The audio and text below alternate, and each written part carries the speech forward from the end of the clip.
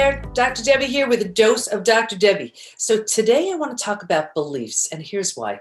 I had a conversation with one of our members in the PBT Institute just yesterday, and she was talking about this great sense of unworthiness she has, and it's been plaguing her whole life, and she's in her 50s, and for the last 50-something years, she's always felt unworthy, and she's wondering if she could ever change how she feels.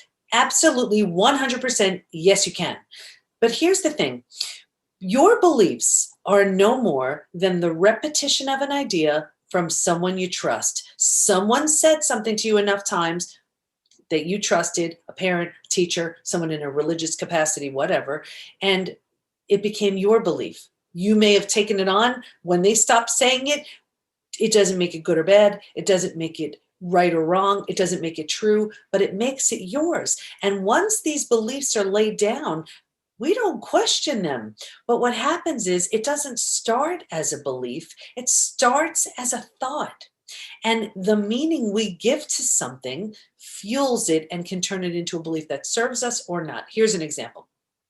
Let's say, and these beliefs are formed from something mild to something traumatic. So I'm going to give you an example of something that could have been totally mild, but can be turned into something that can plague you your whole life until you're aware of it. Ready? Let's say you were a little kid and you had some earth-shattering news to share with your mom, and you race into the kitchen and she's on the phone. So she does this, shh, she shushes you, right? Now, for her, it didn't really mean anything, but at that moment, you could have made that to mean, I don't matter. And then you know what you do? What happens so often is that's the thought, and then we feed it. We fuel it with some emotion. We put some feeling behind it. And now we keep thinking about it over and over, more feeling, more emotion. And what the mind does is it wants to prove you're right. So once this is a belief, when you've done that enough times, your mind says like, oh, I didn't realize you want to keep this going. No worries. I'll just stick this in your subconscious and keep it as a running program. You go about your business. Now we have it between something like 60 and 80,000 thoughts a day. The majority of them are negative. So if you have some version of I don't matter or I'm not worthy running as a subconscious program throughout your day, can you see how that's going to show up in what you do, in what you say, in how you act, and how you interact, and how you react, and what you wear, and what you eat, and all of it? And what happens is we do that, and the longer we do that, it becomes who we are. And then we will constantly find confirming evidence to support it. We have relationships that support it. We make decisions that support it, and it becomes who we are. So what I wanted to give to you today was a way to see what's under the hood here. What are these subconscious beliefs and behaviors that may be holding you back? Because it's not what you consciously think. These are subconscious beliefs and behaviors that are driving every single thing you do. You know, picture an iceberg. Right? Like 10% is above the surface, 90% is below. What's wrecking the ship, if you crash into it, it's not the 10% above, it's that 90% below. And what's taking you off course from where you want to be is that 90% below. So here's something I want you to write down. I invite you to write this down. That's my way of saying write this down. Ready? I'm so ... I can't ... I'll never ... When you have some time, free flow that and see what shows up. Whatever shows up, those are most likely your limiting beliefs. Once you've done that, find the one that gives you the biggest emotional charge. Like maybe you said, I'm so lazy, or I'll never get out of debt, whatever it is for you. The one that really gives you that charge, circle it. So now you know that's the biggest one you want to work on. The next step of this would be this. Some people like affirmations. I don't know. I kind of have a little bit of an issue with some of the affirmations that people are saying, because here's what happens. If your mind can't grab hold of it, it will just kick it out. So for example, let's say there's a 300-pound woman and she says, you know, I'm a lean, mean fight machine. And then her mind's like, no, you're not, and kicks it right out. But let's just say it's true that that 300-pound woman is eating healthier every day. Wouldn't it be a safe bet to say every time she says, I'm so fat, when she gets dressed, I'm so fat, when she sees herself in a mirror, I'm so fat, wherever it is that she's saying, I'm so fat, wherever she can catch herself is that reminder, I'm so fat. What if instead she says, wait a second, I'm eating healthier every day. I'm eating healthier every day. Now, because if she were to just say the opposite, I'm that lean, mean, fighting machine, her mind's like, no, you're not. But if she catches herself, and she's only going to catch herself a fraction of the time, but if she catches herself when she says, I'm so fat, wait a second, I'm eating healthier every day. I'm eating healthier every day. What happens is the mind, you start laying down these tracks when you repeat something over and over and over and over.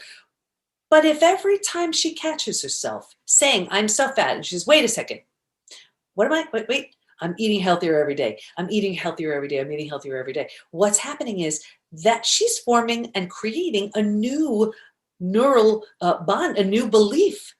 And over time, the old I'm so fat loses its charge as the new belief starts to take over. She's actually laying down a new track. And then from there, I'm eating healthier every day becomes the new belief until she can do the next one. So I call those bridges, and we do that within the PBT Institute, and it works beautifully for people. Now, here's a great way, a great bridge. If you can't come up with something, like let's say you're the one that gave you the greatest charge, the biggest charge was, I'll never get out of debt. You insert possibility, and that can be your bridge. And it would sound something like this. I'll never get out of debt. What if I can?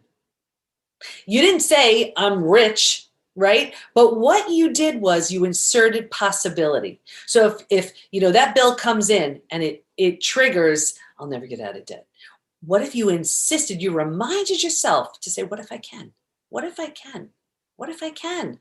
Wait a second, what if I can?